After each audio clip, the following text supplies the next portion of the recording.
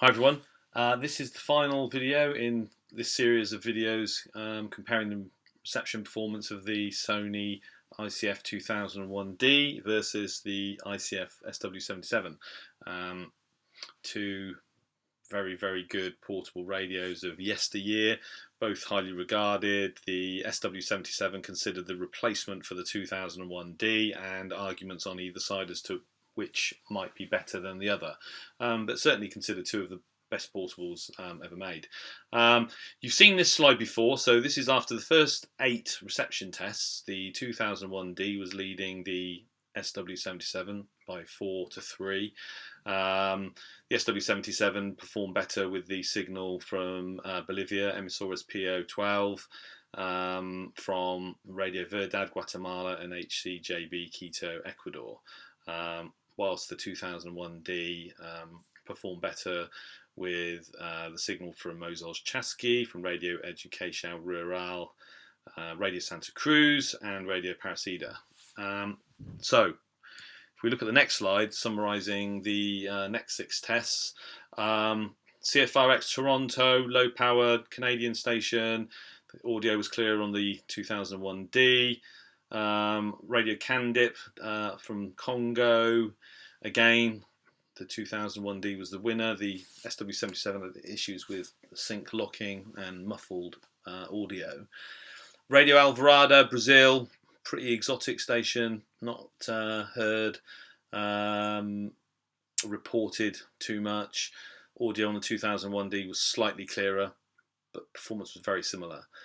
Radio Verde Floresta from Brazil, again another very exotic station. I'm calling that a draw. There were arguments either way, but both receivers produced discernible audio.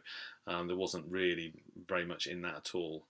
And then the final 2 reception videos, Radio Rebelde Cuba. This was the medium wave transatlantic signal. My view was that the SW77 produced the slightly better signal, but the consensus actually was against that, in that although the signal from the 2001D was weaker, overall the signal to noise was better, and therefore it should be considered the winner. And 2 of my fellows on YouTube, TVDX Rules and Senderjaeger, 2 of the most well-respected DXers on YouTube, agreed, and so I have to concede that to them. And having reviewed it again, I can see where they're coming from. So the signal on the SW77 was bigger, but there was more noise. So overall, the signal to noise ratio was worse. And then finally, Radio Cultural Amateur, a new station for me, never heard it before. Again, as far as I'm concerned, the 2001D was the winner with a slightly clearer signal. And I'm pretty sure that my fellows will agree with that.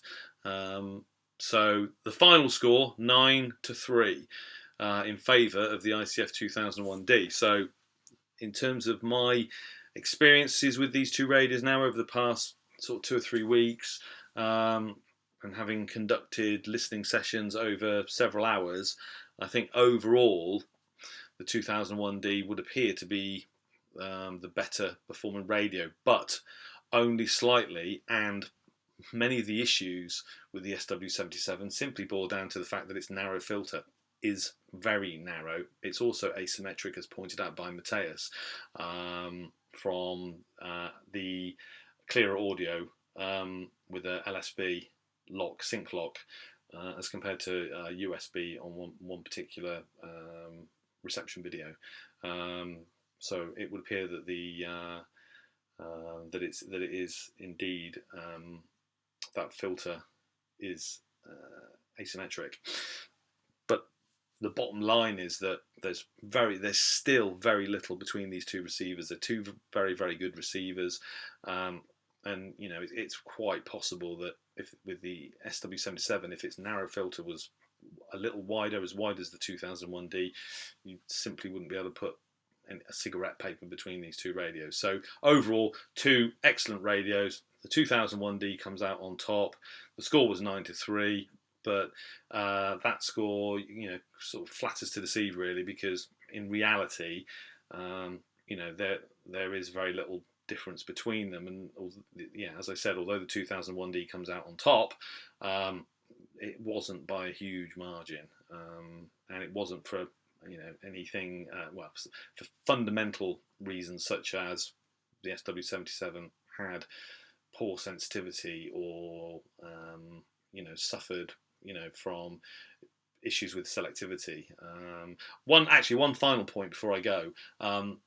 Sync lock on the SW77 was also problematic at times. The system's different to the 2001D, where you simply tune through the signal and it will automatically lock on LSB or USB, depending on what frequency you're tuning to as you tune through the signal, so it will automatically lock on to the closest sideband. With the SW77, it operates in the same way as the SW100. You tune the signal, and then you can basically click through sync, upper and then or lower sidebands. So effectively you can choose which sideband to lock onto. For some of these signals where the 2001D, the sync lock was solid, with the SW77 it was having issues locking, and as another fellow pointed out, Thomas Brogan, it would appear that the SW77 has to be very, very well tuned, and with a reasonable signal for the sync to lock correctly and to stay locked. It's a very valid point. Fundamentally, there's a difference in the way that these two receivers operate with sync. But there you go. So very enjoyable. 14 reception videos. There were a couple more, but I didn't include them because the signal was either too weak really to hear anything at all on either radio, or I felt that it was a little bit repetitive. But I hope you enjoyed that. I still think it would be interesting to compare the SW77 with its little brother, the SW55, and moving forward, maybe I can find another radio to compare the 2001D to. I mean, the obvious choice, I suppose, would be the Eaton E1. So still plenty more for me to do. I hope you enjoyed this video. That's the final score, but as I said, there's still very, very little between these two receivers, and I'm very happy to have either or both in my collection of radios. Well, thank you very much. Thanks for watching and listening, and watch out for more reception videos to come. Thank you.